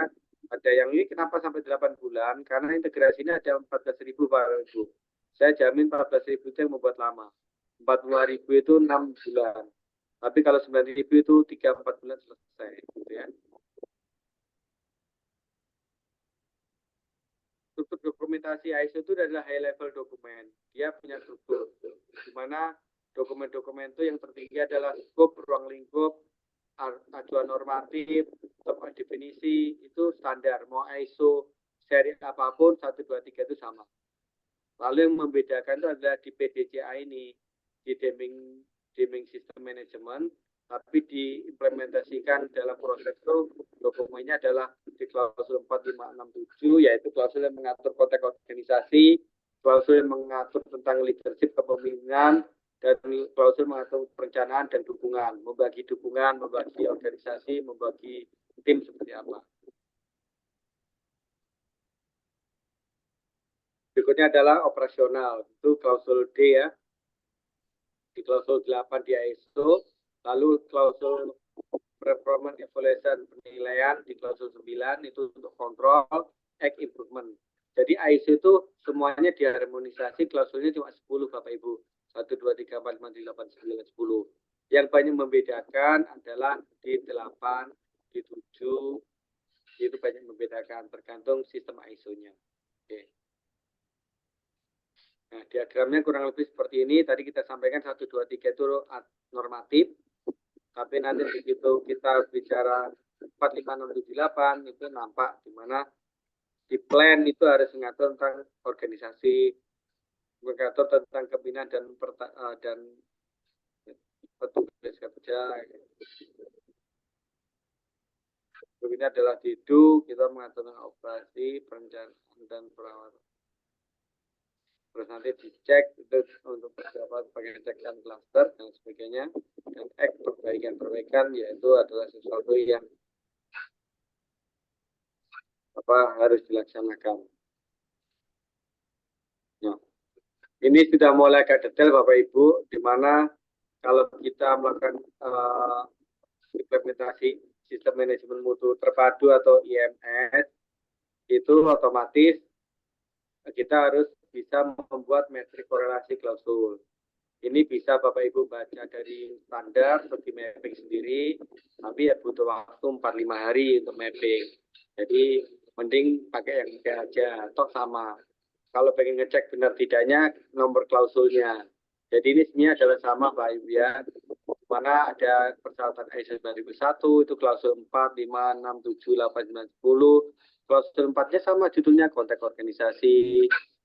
Yang 5 kepemimpinan, nanti yang ke-6 adalah sumber daya, dan sebagainya kan gitu. Nah itu konteks organisasi sama tuh 41, 42, 43. 43 mulai beda. Yang satu bicara tentang sistem manajemen lingkungan, 43-nya 45.000 sistem manajemen K3, yang 14.000 sistem manajemen lingkungan. Yang pertama sistem manajemen kualitas, kali yang 9.001. Lalu leadership juga relatif sama, tapi di ISO 45.000 dan 14.001 tidak begitu baik gitu kan. Oke, di kebijakan sama ya di 5.2. Oke. Terus berikutnya di klausul kelima, peran tanggung jawab, di mana peran tanggung jawab sama semua, itu nanti dituangkannya dalam bentuk lampiran organisasi. 32 orang sedikit. Berikutnya adalah klausul 6, ISO manapun sama, yaitu bahas tentang perencanaan.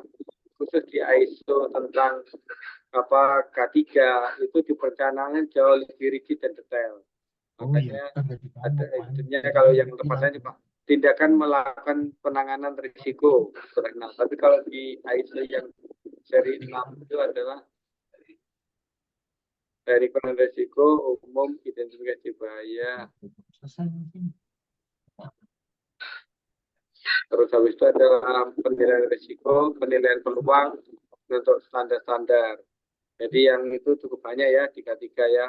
Dengan kalau di di SML lingkungan tidak terlalu banyak.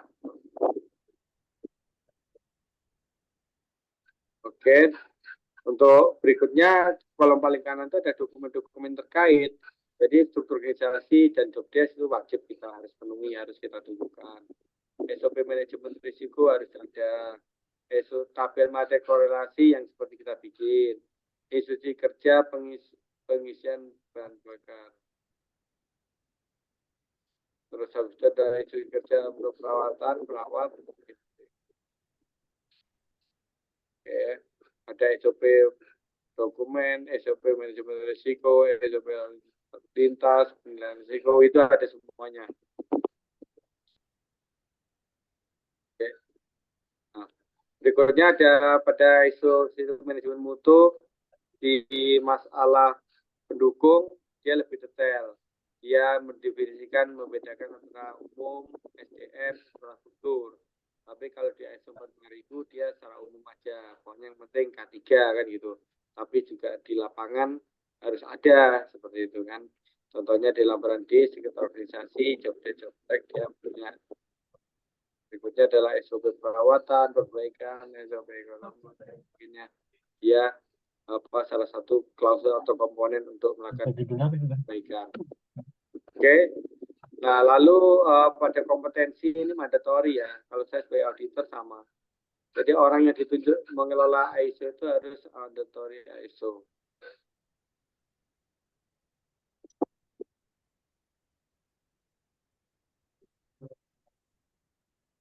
Oke, berikutnya adalah SOP pelatihan, metrik training, form permintaan training, evaluasi.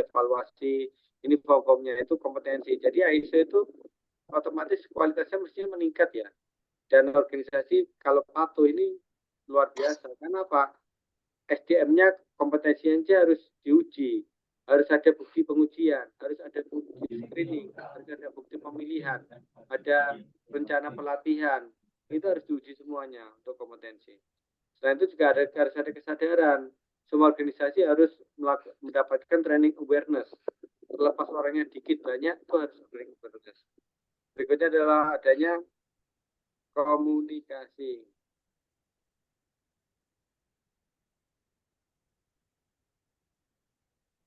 Oke, berikutnya adalah komunikasi harus didefinisikan baik komunikasi umum maupun eksternal. Jadi kalau perusahaan sudah standarisasi ISO, dia ngasih tahu orang lain, hey saya sudah ISO ya, itu ke orang luar. Dia tampilkan di web, ada logo ISO-nya, ada bukti kunjungan visit auditornya, ada spanduknya, kayak gitu. Kalau internal, contohnya ada sosialisasi dengan memberikan broadcast WA, broadcast internet, broadcast email, gitu ya. Nah, berikutnya adalah informasi itu terdokumentasi semua ya, ISO harus ada dokumentasinya, di mana harus dapat dikendalikan juga. Artinya ada barangnya dan dikendalikan, ada barangnya bukan berarti terus ditaruh barangnya di ruangan. Tapi dia harus ditaruh di tempat tertentu sesuai dengan SOP dokumentasi atau dikendalikan dokumentasi. Jadi kalau dokumen itu harusnya ada di ruang pimpinan saja, ya ini aja, nggak boleh ada di ruang manajer. Apabila dokumen itu adalah boleh tempat umum, maka boleh di tempat kursi, boleh di ruang tamu, bisa dan sebagainya. Berikutnya adalah operasional di ISO K3 lebih detail dan teknis ya, karena untuk organisasi. Dan untuk K3 itu harus ada eliminasi biaya dan mengurangi risiko. Ini cost. Jadi prinsipnya melakukan implementasi ISO itu butuh biaya, nggak hanya biaya auditornya, nggak hanya biaya kedatangan.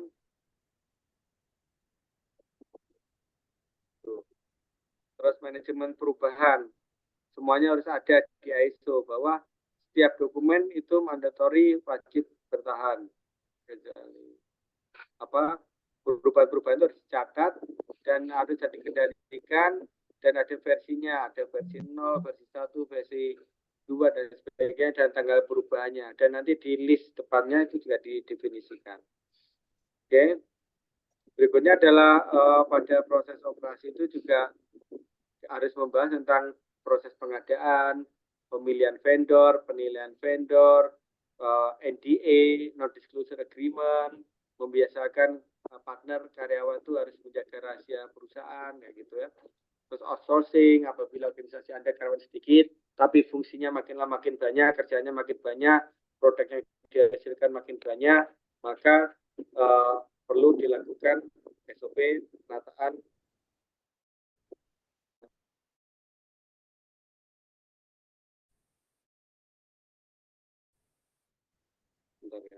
Terus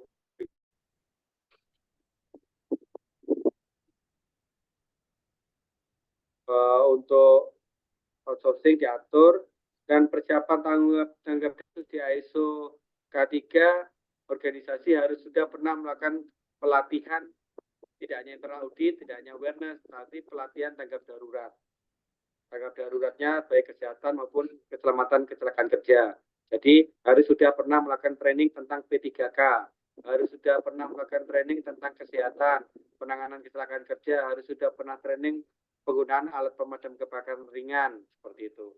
Dan pernah melakukan uji coba simulasi gempa, simulasi kebakaran, seperti itu. Itu termasuk klausul audit. Apabila tidak dilakukan, maka tidak komplain terhadap ISO-nya. Berikutnya adalah di klausul mutu banyak sekali ya, kemampuan untuk klausul-klausulnya ada pelaksanaan produksi, penyediaan jasa, identifikasi mampu telusur. Jadi kalau implementasi ISO 9000, kalau ada barang atau layanan tidak sesuai dengan kualitas, maka organisasi sepatutnya bisa mencari tahu sumber permasalahannya. Yaitu ini barang diproduksi pada batch nomor berapa, tanggal berapa, jam berapa, bahannya apa, dari mana. Sehingga ISO itu dapat namanya recording system, namanya mampu telusur. Terus nanti habis penyerahan bagaimana, terus nanti pengendalian perubahan. Kan kalau produknya desain ya, desain rumah, desain mesin, itu kan pasti ada perubahan. Itu bagaimana mencatat perubahannya, versinya berapa, mekanisme persetujuan, seperti itu. Dan pelepasan produk jasa, kapan ada BAST-nya, gitu. Ini kurang lebihnya seperti itu, Pak. Oke. Masuk SOP-SOP tentang tindakan perbaikan, tindakan pencegahan. Jadi ISO itu tidak hanya memperbaiki, nanti ada corrective action dan correction ya. Correction itu perbaikan langsung, tapi corrective itu perbaikan untuk jangka panjang, seperti itu. Dan semuanya harus dicatat, ada formulirnya, formulir tindakan permasalahan, penarikan uji coba, perubahan formulir, pelaksanaan proyek, itu semuanya dicatat seperti itu.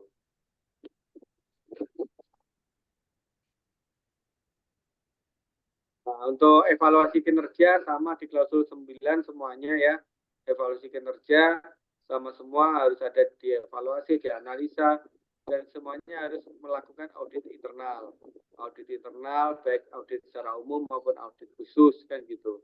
Dimana nanti kalau kita melakukan audit internal, output kita adalah SOP dan formulir-formulir. Formulir harus terpenuhi untuk mengantisipasi pembinaan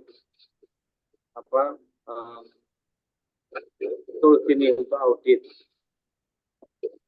Oke. Dan yang terakhir untuk audit itu adalah untuk pemenuhan klausul ISO adalah untuk peningkatan, improvement. Jadi secara teoritis, Bapak Ibu, kalau sudah implementasi ISO, masih organisasi menghasilkan produk atau kualitas layanan itu meningkat. Karena kajiannya adalah semua proses dievaluasi dan diukur efektivitasnya. Dan diukur kepada klien apakah dia puas atau tidak. Sehingga otomatis kalau tidak puas berarti ada perubahan sistem untuk memperbaiki. Baik perbaikan secara sistemik maupun perbaikan secara administratif, gitu ya.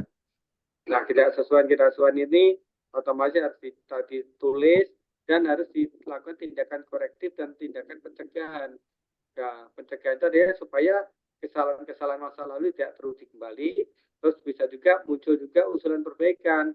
Jadi kadang-kadang ada hal baru dilakukan untuk meningkatkan pelayanan sistem. Berikutnya adalah untuk peningkatan berkelanjutan itu sama ya, kajian, biasanya organisasi atau perbankan itu untuk melakukan tindakan perbaikan yang berkelanjutan, yaitu tidak mengulangi kesalahan masa lalu dan memperbaiki kesalahan masa lalu dan mungkin diupdate dengan teknologi yang terbaru. Oke. Berikutnya adalah untuk proses mendapatkan sertifikasi, dan kalau udah implementasi ya tadi 0 sampai 8 bulan atau 7 bulan atau 6 bulan ya, tergantung tingkat kesiapan dan tingkat ketersediaan sumber daya 5L ya, man, mesin, method, money, gitu kan, lingkungan gitu ya. Itu sumber daya sejauh mana tersedia dan cukup gitu ya. Jangan sampai setelah implementasi ISO malah sumber dayanya boros, nambah orang banyak untuk dokumen kontrol, nambah orang banyak untuk jadi auditor kan gitu. Karena alasannya operasional sehari-hari orangnya udah penuh kerja Pak, jadi kalau ngurusi ISO dan sertifikasi lain butuh orang lagi, penting nggak efektif malah nambah kerjaan kan gitu. Karena kan ini ISO kan sifatnya ad hoc, ada yang ad hoc, ada yang operasional, jadi tinggal diatur-atur saja sebenarnya. Nah, kalau Bapak Ibu mau mengajukan proses sertifikasi, otomatis di mana nanti harus ngisi formulir, aplikasi. Waktu ngisi aplikasi itu harus jujur Bapak Ibu kepada badan sertifikasi, supaya nanti audit checklistnya tepat sasaran atau sesuai, seperti itu ya. Ada formulirnya, ditanya skopnya mana. Jangan pernah berpikir kalau bisa semuanya audit Pak, sama jadinya kan gitu. Bahkan nanti hal kecil jadi mengakibat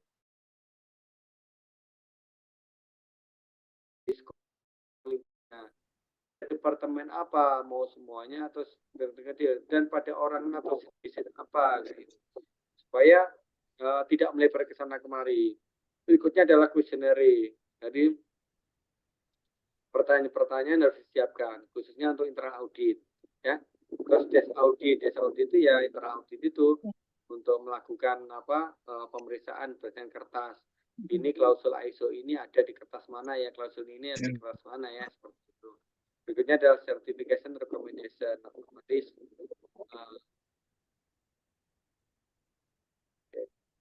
sertifikasi proses, ada aplikasi, ada kuesioner, ada recertification every 3 years. Jadi kalau setelah 3 tahun itu ada. Oke.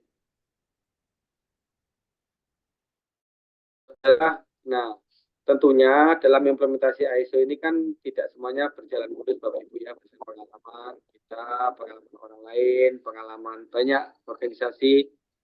Biasanya ada hambatan internal, yaitu adalah keterbatasan dalam SDM, dalam implementasi ISO. Karena Pak, karyawan saya cuma 5 Pak, tapi saya itu disuruh ISO 9000 dan 45000. Jadi kalau kami berbagi peran, ada yang jadi auditor, ada yang jadi implementator, jadi departemen akunting, ada yang ngurusi penerimaan, pembayaran. Oh, ini merangkap semua orangnya Pak, ditambah ngerangkap ISO pusing ini ya. Gitu. Itu kendala-kendala SDM. Berikutnya lah ketersediaan peralatan produksi yang jauh dari standar. Jadi kalau Bapak Ibu implementasi ISO 9000, mana bekerja dengan alat ukurnya harus dikalibrasi. Iya kalau di kabupaten atau kota Bapak Ibu ada kantor kalibrasi terhadap jenis alat ukur. Kalau enggak, dikirim harus ke Bandung, ke Jakarta. Kos kirimnya lebih mahal daripada biaya kalibrasinya. Atau kalibrasinya lebih mahal daripada ongkosnya karena yang dia kalibrasi alatnya mahal dan penyediaannya cuma satu. Itu kendala-kendala. Berikutnya adalah skala produksi yang masih menengah ke bawah. Banyak sekali ya di Indonesia ya. Bisnis di Indonesia rata-rata ada UMKM, 90% UMKM. Sehingga kalau disuruh ISO 9000, 45000, kami kecil Pak. Omset saya di bawah 4 miliar, bahkan cuma 1 miliar. Sebulan saya cuma omset 100 juta. Kalau bayar ISO implementasi sekian, sertifikasi sekian, dan saya harus beli alat ini, alat itu, alat ada pemadam kebakaran, saya harus beli lemari, harus beli alat ukur, harus kalibrasi, uang saya nggak ada. Kadang-kadang kendala gitu ya. Nah, dari eksternal ada juga Bapak Ibu hambatannya, yaitu di saat Bapak Ibu mau implementasi, jadwal auditnya sulit dari konsultan. Konsultannya penuh. Jadi kalau bulan Juni ke Desember, biasanya konsultan sudah full book, auditor bulan Oktober sampai Desember full book. Jadi kalau Bapak Ibu ada rencana sertifikasi, jangan di bulan Oktober ke atas. Bisa nggak dapat jadwal. Kita kalau saya sebagai auditor, bulan Oktober sampai Desember itu udah jarang pulang ke rumah. pindah dari kota ke kota kan gitu. Karena yang diaudit beruntun dan banyak. Berikutnya adalah hambatan eksternal dan skala penilaian ISO yang berbeda-beda antara perusahaan menengah dan kecil. Makanya waktu ada formulir kuesioner harus jujur di situ kan gitu, karena itu akan mempengaruhi value atau nilai cost dari implementasi ini sendiri. Oke. Nah, sekarang kelihatannya secara garis besar saya udah banyak cerita ya. Mungkin sekarang waktu dan tempat saya berikan kesempatan kepada Bapak Ibu untuk tanya jawab. Gitu. Kalau ada yang mau ditanyakan, mudah-mudahan tidak seperti itu. Mudah-mudahan cukup cukup jelas semuanya ya. Ini dari Pak Sigit, apakah materi training dapat? Nanti Pak Aditya Pak ya yang jawab ya. Ada lagi pertanyaan boleh di moderator dibantu ya kalau ada pertanyaan dicatat.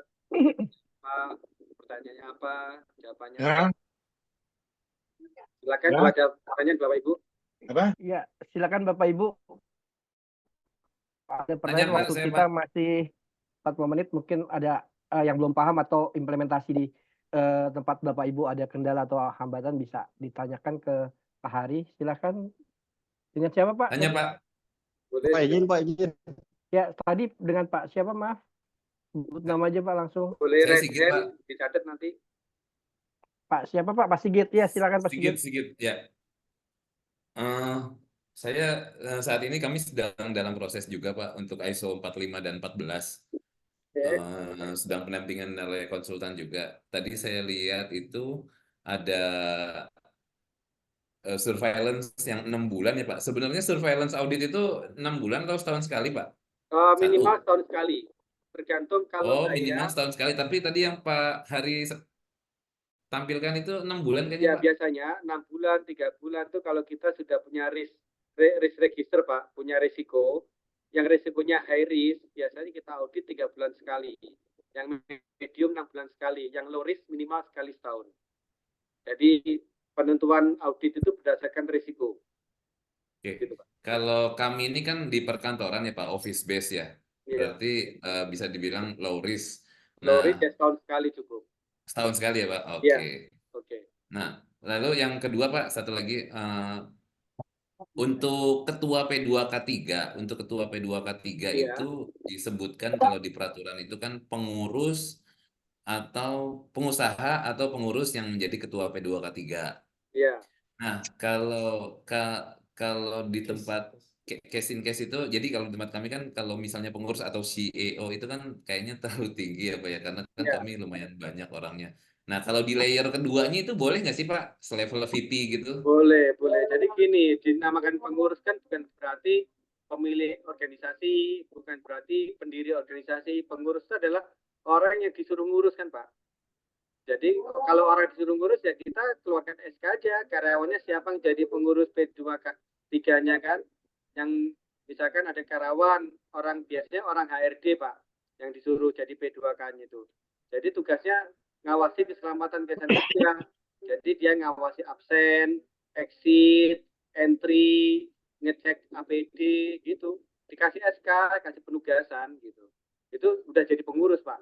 Tapi kompetensi diuji, ISO akan menguji apakah orang yang Bapak tunjuk sudah pernah dapat sertifikat misalkan minimal K3 umum. Gitu Pak. Kalau orangnya tidak pernah di kursusan, tidak punya sertifikat, tidak punya kartu anggota inspektur K3 dari Kemenaker atau BNSP minimal, maka nggak komplain atau nggak kompeten. Maka Bapak tidak mendapatkan sertifikat. Jadi siapa yang ditunjuk harus kompeten, berarti harus pernah dapat pelatihan dan sertifikat. Gitu Pak ya. Kalau nggak salah kan kalau ketua P2K3 itu kan nggak wajib ada sertifikasi ya Pak. Salah satunya misalnya AK3U gitu. Tapi kalau sekretarisnya, iya ya harus ada sertifikat AK3U minimal ya. Iya, yang umum minimal BNSP. Pokoknya dari tim itu kan kadang-kadang kalau karyawannya 5, nggak mungkin ada ketua, ada sekretaris kan Pak. Biasanya cuma 1 orang itu aja yang jadi pengurus. Oke, I see. Gitu ya, Pak. Siap. Oke, Pak Hari, terima kasih infonya Pak. Baik. Ada yang lain, Bapak Ibu boleh resen supaya dikenal namanya. Silakan. Nanti Pak Aditya atau moderator bisa mencatatnya.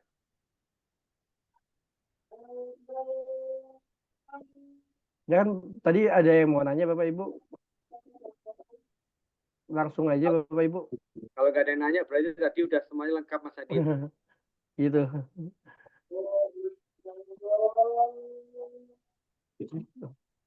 Ada yang mau nanya mungkin? Bapak Ibu, ada yang mau tanya? Bapak Atau Ibu. ini sudah mau implementasi semua? Mbak Eli kali. Ini pusat itu. Atau Pak Eriansah atau teman-teman dari Pelni mungkin di pelabuhan atau dari jam kerja. Tanya Pak. Oh ya silakan Pak. Dari siapa Pak? Silakan Pak. Dari mana Pak?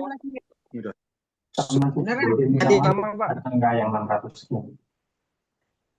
Kan kuenya gede ya itu lah. Termasuk kenapa?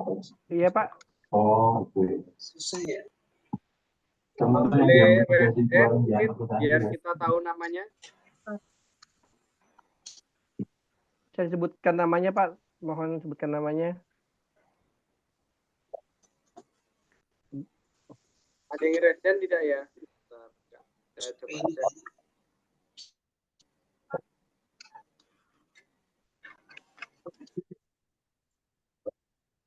Pak Supriyadi ya tadi. Pak Supriyadi mau ada yang mau ditanyakan Pak? Bisa beli tangan saya. Pak Supriyadi mau ada yang mau ditanyakan?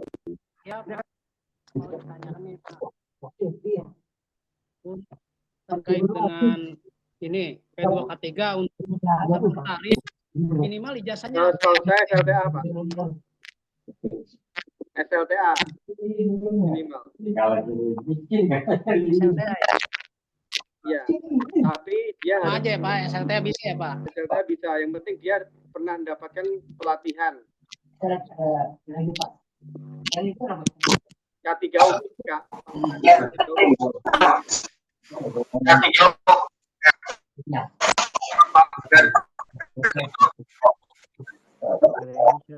Bisa beli Ya, Pak. Ya, Pak. Oke, Pak. Mari. Ada lagi Bapak Ibu mau ditanyakan? Oh ya, buat tambahan ya. Kalau udah integrated management system ini, dokumennya tiga dokumen ya, tapi satu dokumen. Jadi nanti tidak ada namanya dokumen manual mutu organisasi, tidak ada namanya dokumen manual lingkungan, tidak ada dokumen namanya manual keselamatan kesehatan juga tidak, tapi namanya dokumen manual integrasi manajemen sistem. Pak Sigit mohon untuk di mute Pak Sigit mungkin. Per klausul itu nanti mengatur dan menceritakan tentang bisnis proses dari bagian kegiatan masing-masing. Dan SOP atau prosedur yang terkait dengan organisasi per klausul itu tulis semua, baik menyangkut lingkungan, menyangkut kerja dan disebutkan dalam masing-masing manual itu pada sub klausulnya. Jadi cukup itu aja. Oke.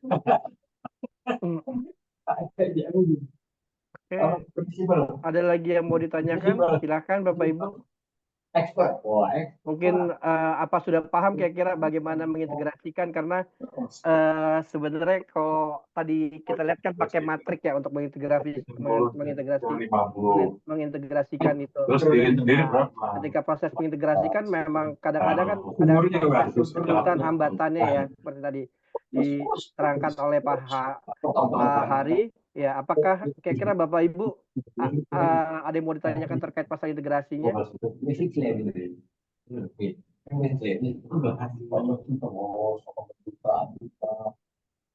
Atau udah jelas nih Bapak Ibu?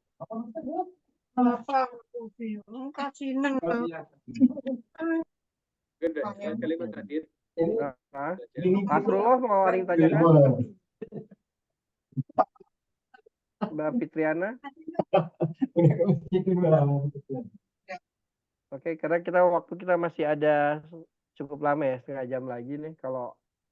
Tapi kalau nggak ada yang ditanya, mungkin mudah-mudahan cukup mengerti ya terkait masalah integrasi ini, karena memang ke dalam ISO itu baik juga kalau saya di 37.000 sampai 31.000 pada tatarannya hampir sama tahapannya ya, seperti itu. Ketika mengintegrasikan memang tidak semudah yang secara teori ya pada prakteknya ya. Tadi seperti dijelaskan oleh Pak Heri bahwa ISO itu adalah standar proses ya, bagaimana kita melakukan standar proses agar proses kita diakui oleh pihak eksternal ya, dalam artian karena ini ISO ini dari Inggris ya, dan juga udah best practice ya.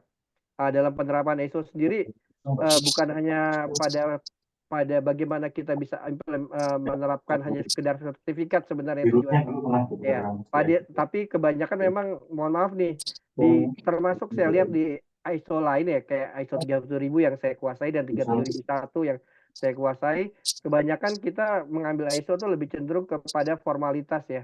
Jadi lebih cenderung bagaimana kita supaya agak reputasinya kelihatan udah punya ISO.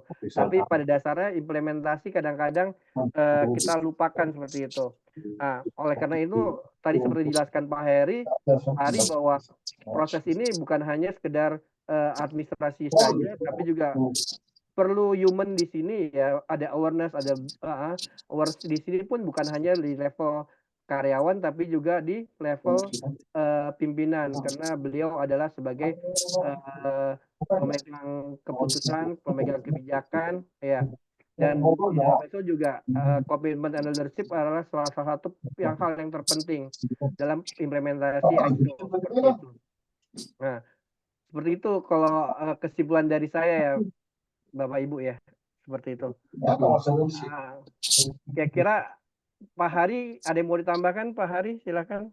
Saya rasa dari sisi saya cukup ya Bapak Ibu ya. Saya tadi udah banyak bercerita tentang standarisasi dan makna dari masing-masing standar, dan saya juga banyak bercerita dengan tabulasi tentang bagaimana klausul itu sebenarnya terharmonisasi atau mereka saling terkait, tidak ada sesuatu yang irisannya besar. Kalaupun irisan itu hanya sekitar 10-20%. Kalau kita bikin standar sistem manajemen itu, sehingga kita tidak perlu duplikasi pekerjaan dengan membuat dokumen 3 jenis. Dokumen itu 1 jenis saja. Nah, itu sehingga kita lebih mudah integrasi. Karena kalau Bapak sertifikasinya sendiri-sendiri itu butuh setahun Pak. 3 bulan, 4 bulan sudah 1.001, nanti 4 bulan lagi 42.000, nanti yang 14.000-nya lagi 6 bulan, bisa setahun lebih untuk dapat 3 sertifikat. Tapi kalau dengan integrasi dengan waktu 6 bulan atau 4 bulan paling cepat ya, rasa-rasa 6 bulan lah, bisa semuanya dapat 3-tiganya bersamaan. Jadi bisa menghemat waktu 50%. Itu menurut saya. Itu aja dari saya, Mas Adit, tambahannya. Oke, Pak Hari. Oke, Bapak Ibu, sebelum saya tutup masih ada pertanyaan atau pas? Udah? Oke, ada Bapak Ibu? Ya, udah. Oke, kalau Bapak Ibu kalau nggak ada pertanyaannya, tadi kesimpulannya sudah tadi kami jelaskan, Pak Hari juga sudah memberi kesimpulan. Mungkin saya serahkan kembali ke MC untuk menutup acara ini. Silakan Iqbal. Baik, terima kasih Pak Adit.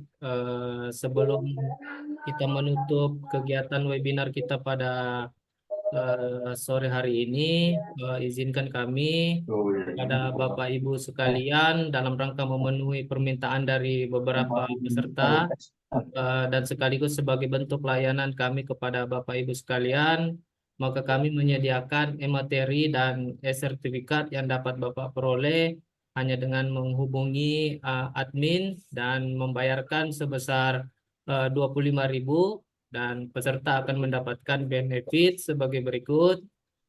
Yang pertama adalah e-materi yang pada siang hari ini, kemudian e-sertifikat, kemudian yang ketiga akan mendapatkan membership selamanya dari PT AI, kemudian menjadi prioritas utama sebagai peserta dari webinar dan training-training yang akan diadakan oleh PT AI selanjutnya. Demikian atas perhatian dan kerjasamanya, diucapkan terima kasih. Untuk kegiatan kita pada sore hari ini dengan ucapan Alhamdulillahirrahmanirrahim, kegiatan kita pada sore hari ini kita tutup. Baik, kalau gitu. Terima kasih atas perhatian dari Bapak Ibu sekalian. Setelah mempercayakan pelatihannya Foto kepada dulu kami, mungkin, Bang. PT Jayasa Indonesia. Di foto. Ya, terima kasih. Foto. Kita Foto, Bang. sesi foto bersama. Dimohon untuk Bapak Ibu menyalakan video dari Zoom-nya. Baik, 1, 2, 3.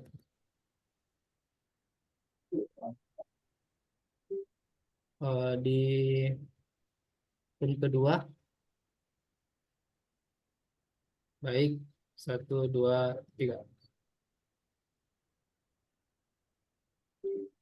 Baik, terima kasih Bapak Ibu sekalian.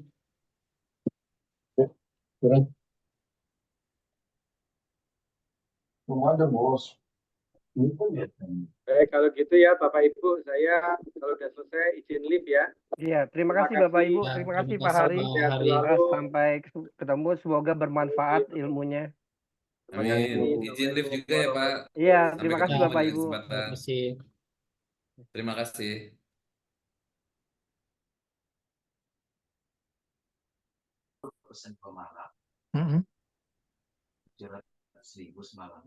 Hah? Kita kan kemarin 800 2 malam, bukan? Iya.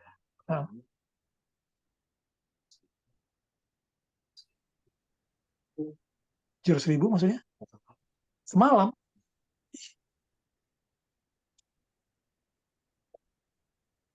Nggak sama dengan harga kemarin.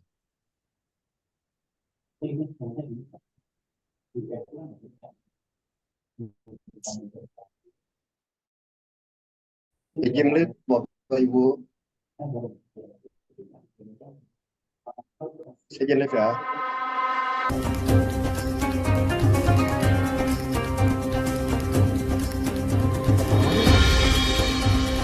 Enak kok di sini kan?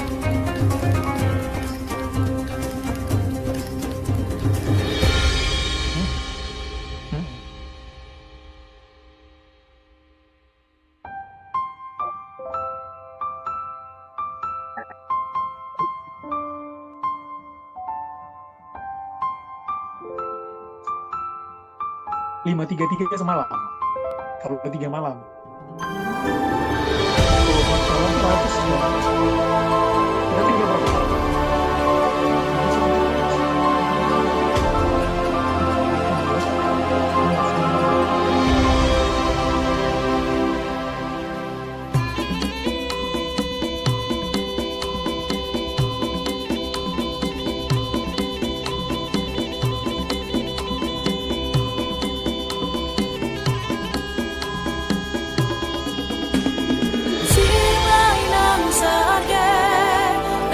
Sirmay ng sage.